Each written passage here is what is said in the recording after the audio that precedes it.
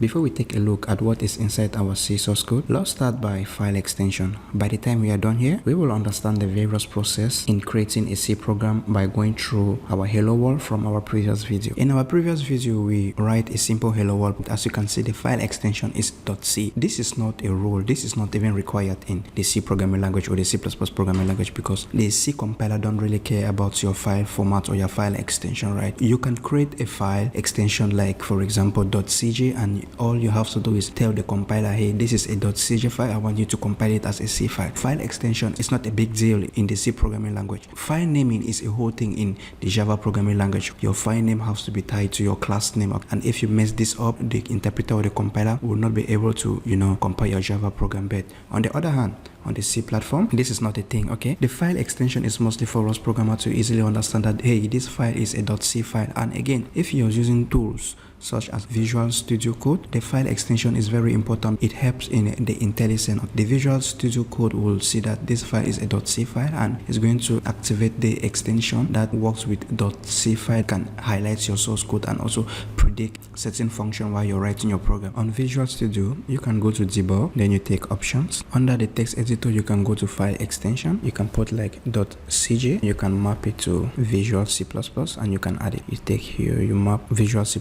This is just to make a point that file extension don't really matter under C programming. I can just tell Visual Studio that if you see a .cj file, I want you to map it to a C++ file, okay? Your source code is made up of statement, and a statement is an action that tells the computer what to do. For example, let us start with the include statement here. The include statement is meant for the compiler only, okay? Each time the compiler see the include statement, it tells the compiler you should include this file from another location into your source code. We are going to talk more about the include statement. Then we have the main function, okay? Now the main function is an entry point for our program, right? On our settings, if you go to properties here, we take general, you will see that our configuration type is set to an application, okay? So we are creating an application, and an application needs to have an entry point. Without an entry point, we are going to have a linking error. More about this in just a moment. Therefore, the main function is the entry point of our program. And one thing you have to know is this function can be called anything.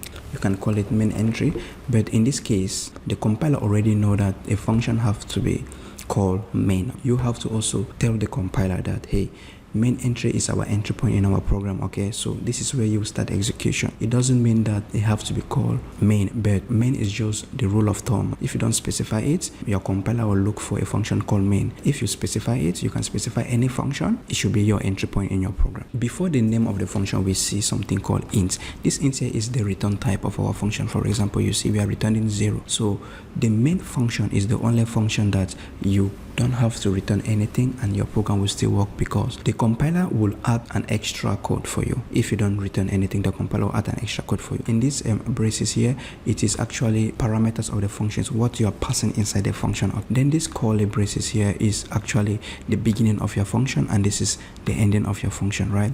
Then inside our function, we have a printf function. Now this printf function is from our standard input output header file, because if we comment this line, we won't be able to use this function. If this file was a C++ file, right, the compiler is going to generate an error, but this is a C file. The compiler won't generate an error. For example, if I compile this code, the code is going to compile well without any error. As you can see, I have a compile succeed. If you are on C++, you compile this code, it is going to give you an error because you are using a function which is not defined. You can see I've placed my cursor here. The C programming language is going to create a function for you called printf, which return an int, assuming that there is no definition of this function in your source code. The C is going to create this declaration. If you link this function by running our program, it's going to give you a linking error. The linker is trying to link to this function and it does not see the definition of this function, because the C program creates a function called print that return an integer, but this function is instead taking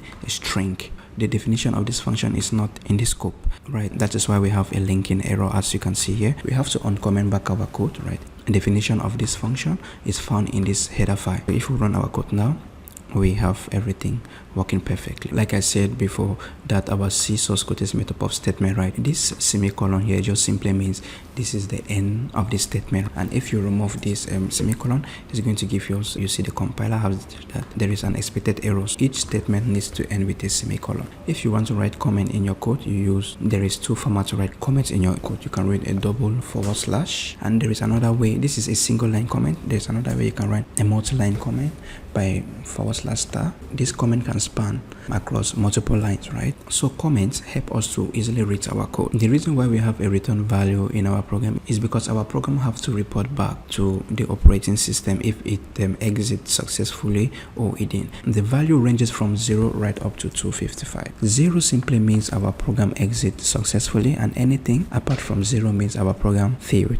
But this is not a general rule among operating system, because an operating system might catch a value such as 1, that means failure, and 0, that means success. Okay, if you want your program to be portable across all operating system, there is a macro called exit success. Since we have not specified a value here, this means the underlying operating system will use the value that is meant for exit success, right? Another macro that means exit failure. This simply means our program failed. Okay, so instead of specifying a return value, your operating system, which depends on your platform, on the Unix or on the Linux operating system, 0 means success, and anything apart from 0 means failure, which is not usually a general rule. Let us talk about macros. Besides the feature of the C language, the C pre-compiler, that is before compilation actually takes place, have some interesting facilities such as directive. A directive is a task performed by the compiler before actually compilation takes place.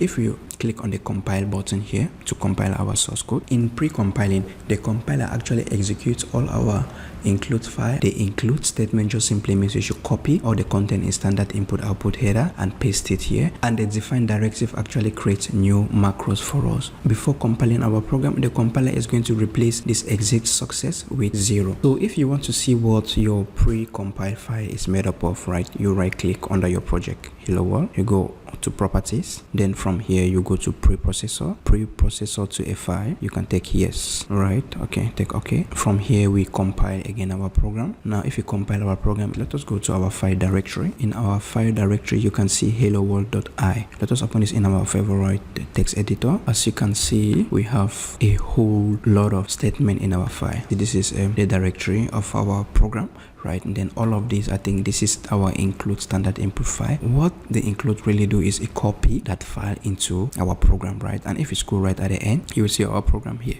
We had a hash defined exit success that expand to 0. Preprocessor is going to execute all of these macros, right? It expands to 0. We don't see again our hash define. Okay, so let us now talk about compiling. What is compiling? Compiling simply means taking our text file and translating it into what the computer really understands, because our computer don't understand this C syntax, right? What the computer understands is 0 and 1. Compiling simply means taking our program and producing a binary for our program, but there is actually a two-step involved in this, right? There is something called compiling, and we also have linking. During compiling, the compiler is going to compile our program into something called an intermediate file, and this intermediate file is called an object file. It is already in a binary format. And then we have a linking, and what the linker do is it actually links function signatures from other file. Like for example, in our hello world, we include our standard input output file, and we are using this function, and this function is found here. So what the linker really do is it link this function to where the function is being located. So that is what our linker is doing. If I comment this line and I run our program, we are going to have a linking error, right? And let us see what we don't have a linking error. Okay, I know what the problem is. The problem is because we have to go back here in our setting. We have to turn off this, because if you actually read here, it does not produce an object file. So we have to turn it back. We have to turn it back to no. Run again our program and see. Okay, now you have seen we have a build error. We have two windows here. We have the output window and we have the error list. The error list just listing the error, right? But meanwhile here on our output window, give us a detailed explanation of the error we have in our code. In this our example, we are just compiling just one file. When you're working on a big project, right, your project is not just made up of one file, right? It's made up of multiple files. It is still possible to have your project in a one big C file. As a result, you have just one object object file. Okay, now there is something called a translation unit. A translation unit just simply means the compiler is going to take your C file and it's going to produce an object file. If I right click here and I create a new file, and in this file we'll just have a simple function that sums. Let us go in our file directory. So our project is made up of 2 files. As a result, you have an object file for hello.c and you also have an object file for sum.c. okay, if you want to see the instruction found in your object file, right, you just need to right click on your program project, right, you go to properties, you go under C, right, then you go under output file, assembly outputs, you take assembly only listing. So let us compile our program in debug by hitting our compile button. Okay, this is our file called hello.asm. Let us open this file using our favorite text tool. These are all assembly instructions meant for our processor. I compiled this using the debug, right, and you can see we have actually 279. So let us change our setting and compile it using release. So if you come here, we change our solution configuration, we take release, right, and we compile again our program again, and let us see our assembly file.